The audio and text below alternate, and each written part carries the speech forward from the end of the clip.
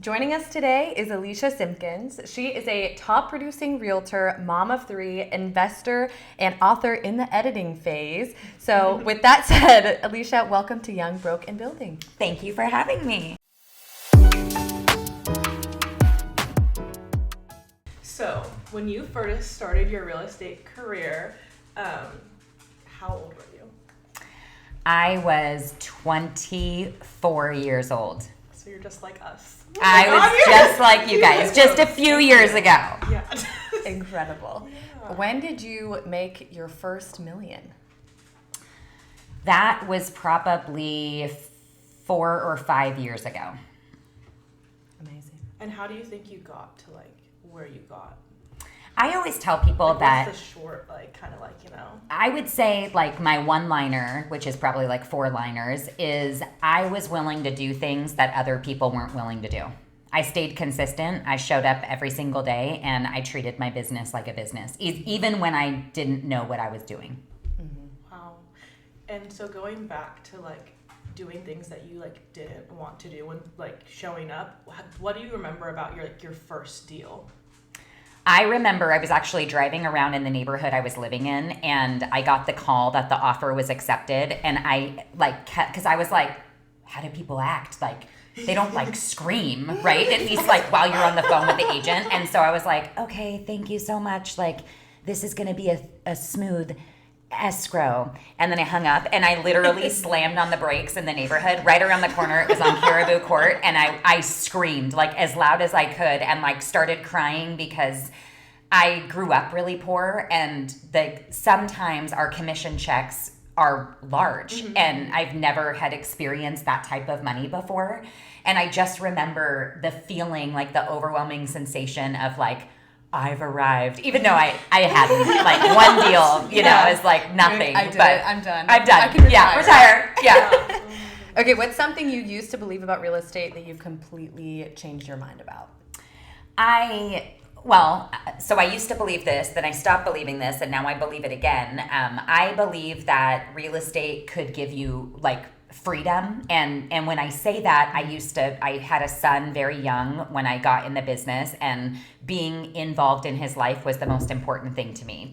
Going and volunteering in his class, he played every sport, so not only being at his games, but being present for every practice, which were 5 days a week. And I remember thinking being in real estate allows me to have the freedom of my schedule, but when you don't do real estate the right way, you are chained to your phone and constantly, getting back to clients. Even if you're not on the phone or checking emails or doing text messages, the deals live in your head all the time. Did I do that request for repair? Did I call that client back? Did I put the key back? Did I turn off the lights at that showing?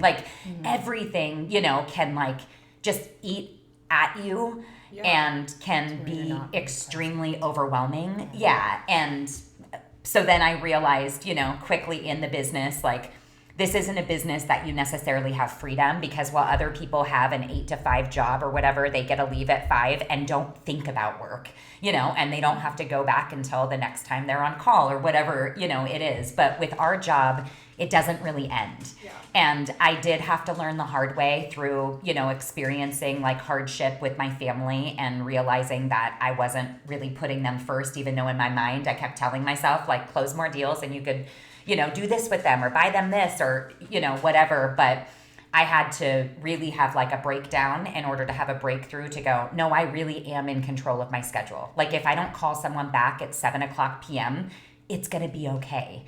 So it took a while to learn that. But so I think I learned, that I got into real estate thinking that I could have a free schedule. Then my schedule ruled me until I finally realized how to really have some balance.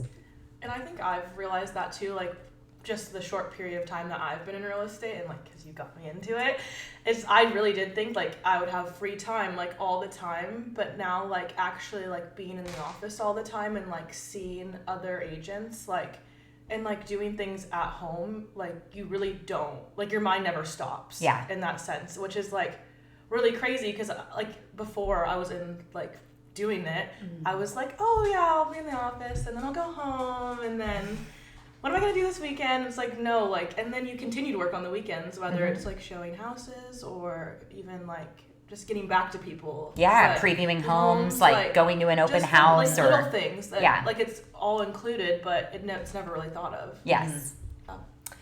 I agree. And it's the same thing. I have had another job for a while, and I feel like in the beginning, it's either they told us right when we started, you either need to have a giant savings or have another job or something like that. And then other agents will be like, no, you just need to quit your other job and just feel the fire. And I'm like, okay.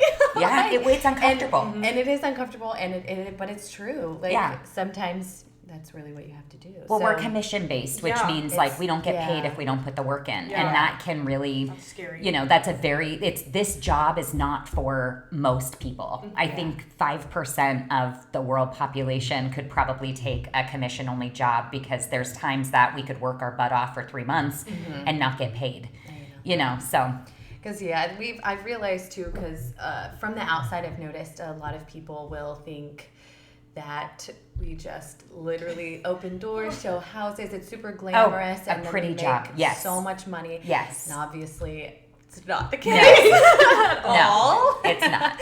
And plus, like, you do, not saying that I've had like super, super easy clients that it was the best day of my life, and I was like, wow, this is great. I didn't even have to, not that I didn't have to do so much, but they didn't, you know, cause me to cry in my shower. Yeah. Right? Yeah, and then there's some that are more difficult than others. Which Yeah. is totally fine, and it's just very Yeah, roller that's coaster when I go to esque. Target and go, do I look good in red and khaki? Like, could I just Could I work pull here it off instead? the Because, Target? like, Yeah, and I love shopping at Yeah. Target, so I don't know if they get discounts, but I'm sure they do. it'd be in. I know.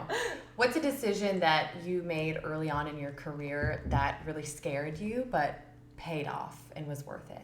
I think probably just what we talked about, diving into a commission only. Like, I grew up and was very poor, had custody of my little brothers when I was a senior in high school, got pregnant, had to put myself through college a week and a half later and dive into, you know, a career. And I found a legal career, which I took that, I believe, as far as I could go. And then I wanted to work with a career that paid me in direct correlation of the time and effort that I put in.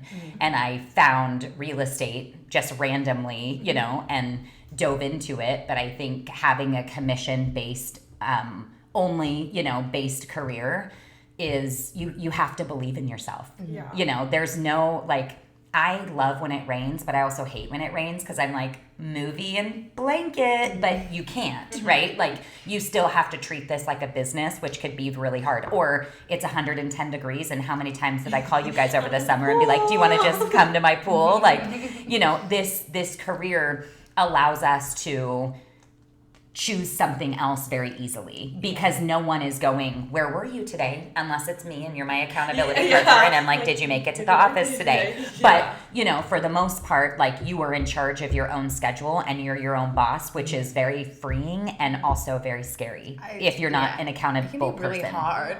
Yes. Yes. I know. Pilates sounds better today. Oh, Like, yeah, let's like, just go there.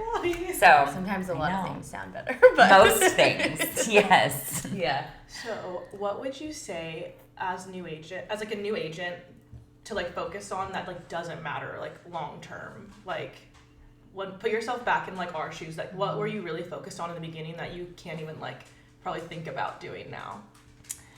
That wasn't filling your cup that you thought was. I think, you know, there's so many beautiful things about Keller Williams because we'll really show you, like, there's 15 different paths to get to where you want to go. The problem can be there's so much overwhelming information that they're like, oh, try this, try this, try this. And I feel like I probably floundered a lot in the beginning of my career, not really knowing where I was going to, what I was going to be good at and what I was going to enjoy. And I let people convince me, like, go door knocking, do this, you know, and I had to go through a lot of the things, which was probably part of the process, but I had to go through a lot of those things to realize, like, what are my main 3 things, which is what I've been, you know, teaching you, is what are the 3 things that make me happy. Like, if door knocking, you know, I got cursed out, chased off of the lawn, like, I hated those things. I hated them. I also hated making phone calls. I remember running into a client years after, like probably 7 years ago, and he said, "Oh my gosh, I remember when you would call, and every time you would call, you would go, 'Who do you know that wants to buy a house, sell a house, or invest in real estate that I could call today?'" And I'm like, I knew, like, I cringed every time I had to call and ask somebody that. But it also got me where I am today, because most people hated doing that, where I just told you guys, like, you can, you know, like, there's so many different things that you can do. There's one of my daughters. We're right in the middle of filming. What? Jack's in the front yard. Is your gate open? I apologize for that. Thank you for saving my dog. I am so sorry. It's alright. Lola's done that before. When I lived in Oklahoma, our gardeners came, and my front gate was open for like 2 days. Didn't know, and we had people coming to fix the garbage disposal. And I heard my dog like barking in the front yard, and I was like, I opened the door because I didn't know that people were here, and they were like, "Is this your dog?" And I was like, "Oh my god, it is my dog." Yes. She probably took herself on walks for those 2 days the gate was open. Convenient, smart Frenchie. Poor little baby. All right. So I apologize. I don't remember what. It's okay. I don't know how he got in the front yard, but But he's fortunately he's safe. He's back. He's back. safe. Yeah, Jax is back. Okay. Was there ever a time that you thought about quitting? And I probably think about quitting twice a year. Probably. Like it gets less and less, you know, because I've gotten so good at what I do and am allowed to be picky with who I decide to work with, where before you almost took anybody, even if every night you got in the shower and started crying and turned the hot water as hot as it could to see if you could just burn yourself to death. Like, you know, sometimes that sounded like more sounds better. Than, you know, having to deal with people that can honestly be so mean. Like, I think that's one thing I learned in this industry is like when we get the good people, when we get the people that trust us, that believe us, that will let us guide, you're like, this is why I do this. Because there are so many others that, you know, you feel like, why did you choose me? Like, if you don't trust me, if you don't want to work with me, like, I'm guiding you to the best decisions, you know, in this transaction. But people can be very brutal. Like, our broker used to say, people are funny. Like, it's the best way to put it, because it's to be like positive and keep yourself open. Because they sure are. Like, they sure are. They sure can be. Yeah, so I used to, you know, I equate quitting to having a breakdown. And oftentimes when you become a top producer, when you sell a lot of homes, there's so much that's thrown at you, and you are in charge of their biggest investment of their life. So you hold that very close, and you do want to make sure that you don't want to mess up, that you want them to be able to feel like it's a smooth, great escrow. And most things are out of your control. You know, so loan doesn't go through last minute, the house floods, like the sellers, I mean, I've seen it all. I've had a seller die on day 26 of the escrow. Like, I've had somebody who was on the terrorist list, and we couldn't perform their escrow 2 days before my sellers moved out. So, I mean, I've literally seen it all, and I'm not the type that ever goes, well, it wasn't my fault. Like, I just take the brunt of it, because they need a scapegoat. They need to be able to vent, and at some point they're going to realize I had nothing to do with it. But it feels better than putting it back on them and being like, call your title officer, you know, it's like, I should have been able to prevent that, like, and I'm really sorry, or, you know, whatever it is. But it can be a very draining business for sure, but also the most rewarding one that I've ever been, you know, a part of. So Absolutely. Literally. What do you think people misunderstand most about making money in real estate? That it's easy. Yeah. You know, we have a law at Keller Williams that says something like, success is simple, not easy, right? Like, you follow the rules, you follow the patterns of successful people, but it's not easy. Getting to the office every day, turning down friends, like, you know, doing the hard things that are uncomfortable to grow in this business is challenging, you know? So I would say, what was the question again? What do you think people misunderstand the most about just Oh, making yeah. music? So that, it's easy. so that it's not success easy. is, no. It's not easy. Okay, this is also a similar question, but do you believe that success is more strategy or mindset? I always say mindset rules over everything. Like when you show up to a, appointment or anything with a positive mindset and believing in yourself, I think that can overcome so many obstacles. But you said strategy or mindset. I think you always, which again is one of my favorite things about Keller Williams, is they teach you so many great strategies because that is your job, right? Is to have all these strategies to work people through, certain things. But a mindset, like they always say, fake it till you make it. Oh, yeah. Like people trust you when you're confident, not that you should lie or mislead them, but it's a mindset thing, I believe. So it all starts with mindset. And if you were not in real estate, where do you think you would be today? Oh, Like a rich housewife. No. At Target. Yeah. Working at Target. I would nowadays how people, are able to like become branded on Instagram, like through selling clothes and like those types of Like things. to know it or like I would those love apps. like to know I was it. just looking at that's Yeah. me. Like I'm 100%. like, how could I just do that and would love try to do on that clothes as well. for people and make people feel good and feel confident? At the same time, I always feel like I would love that. God made me like a little bit more special to be able to do hard things, and I feel absolutely. like I could be like a great motivational speaker. I just every time I walk on a big stage, I feel like I need to throw up in my mouth, and sometimes I probably do. So I have to learn how to like get over that. But if I wasn't in real estate, I would either be like an influencer, or I would be a motivational speaker, which I think you get there through maybe becoming like an influencer. Yeah. People have to start seeing your content and looking, and you got to be brave and vulnerable, on camera, which I feel like I do really well. You do. You've put yourself. I've even scrolled way back and see, or if you search Keller Williams, one of your earliest videos is like at the top.